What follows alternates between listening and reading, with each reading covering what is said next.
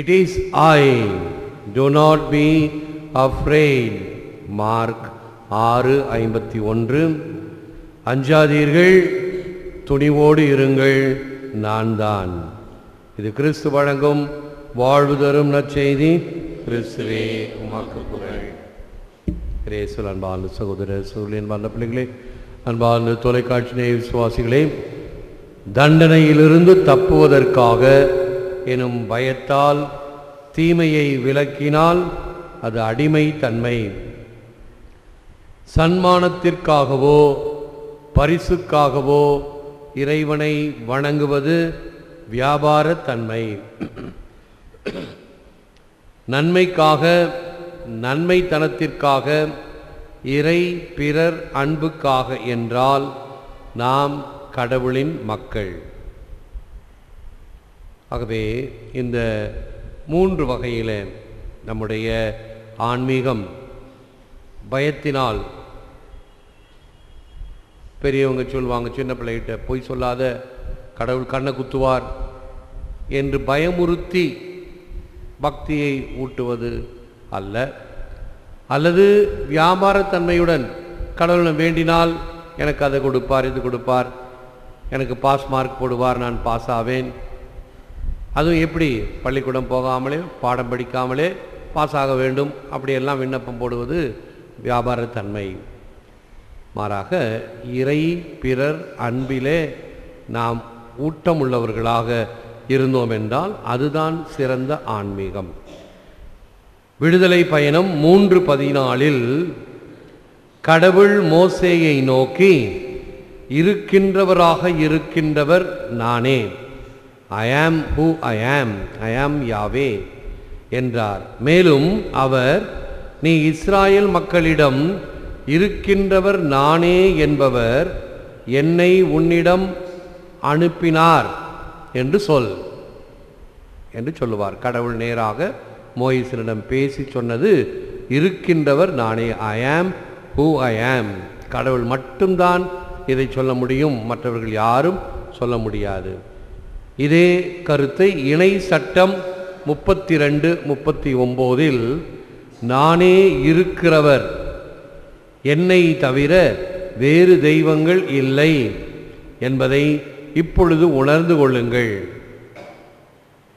யாவே கடவுள், உண்மையான கடவுள், வல்லமையான கடவுள் என்பதை பல முறை பழைய ஏற்பாட்டில் மக்களுக்கு தெளிவுபடுத்தி இருக்கிறார்.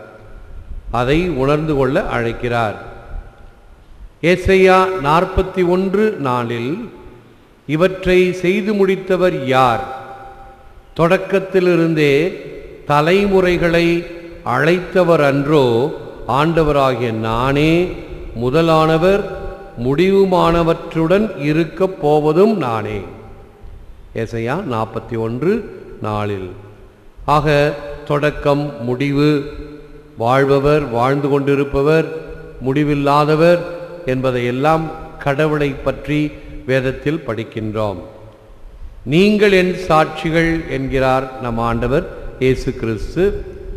நான் தேர்ந்தெடுத்த என் ஊழியனும் நீங்களே, நானே அவர் என்பதை உணர்ந்து கொள்வீர்கள். நாம் எல்லாம் அழைக்கப்பட்ட சாட்சிகள். சாட்சிகள் என்றால் அவருடைய அன்பை உணர்ந்து அதற்கு சான்று பகர வேண்டும். இந்த வாழ்க்கையிலே பல வகையான பிரச்சனைகள், வேதனைகள் ஒவ்வொருவருக்கும் உண்டு. சிறு பிள்ளையிலிருந்து பெரியவர் வரைக்கும். இப்படி இருக்கக்கூடிய பிரச்சனைகள் மத்தியிலே ஆண்டவர் அபயக்கரம் நீட்டி அஞ்சாதே என்று கூறுகிறார். அவருடைய அழைப்பை கேட்க நம் செவிகள் கவனமுடன் இருக்க வேண்டும். All the swelling tumults of life under his feet, when Christ is there, the storm becomes a calm, the tumult becomes a peace, the undoable becomes doable, the unbearable becomes bearable. வாழ்க்கையினுடைய பல வகையான புயல்கள் எல்லாம் இயேசுவின் பிரசன்னத்திலே அமைதியாகின்றன. எதெல்லாம் செய்ய முடியாதோ அதெல்லாம் செய்ய முடியும், எதெல்லாம் தாங்க முடியாதோ அதையெல்லாம் தாங்க முடியும். Men pass the breaking point and do not break.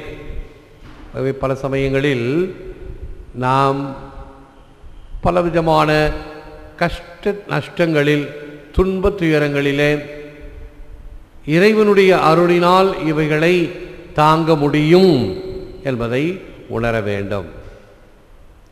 ஆகவே ஆண்டவர் நம்மை பார்த்து, அஞ்சாதே, என்னுடைய பிரசன்னம் உனக்கு போதும், என்னுடைய பிரசன்னத்திலே நீங்கள் தைரியமாக வாழ முடியும் என்பதை எடுத்துரைக்கின்றார்.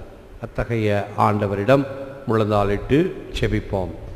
Jesus, in our life, in our daily life, there are storms of sorrow, doubt, tension, anxiety, anger, despair, and temptations.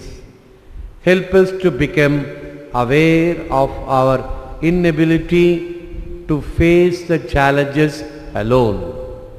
So we have to place our trust in you, our Savior, in every situations of our life. Your presence give us peace even in the high trust in you and in your providence. அஞ்சாதீர்கள் என அன்று உரைத்த இயேசுவே, இன்று M மனத்தில் எழும் வீணான பயங்களை, கலக்கங்களை போக்கி அமைதியை அருளும்.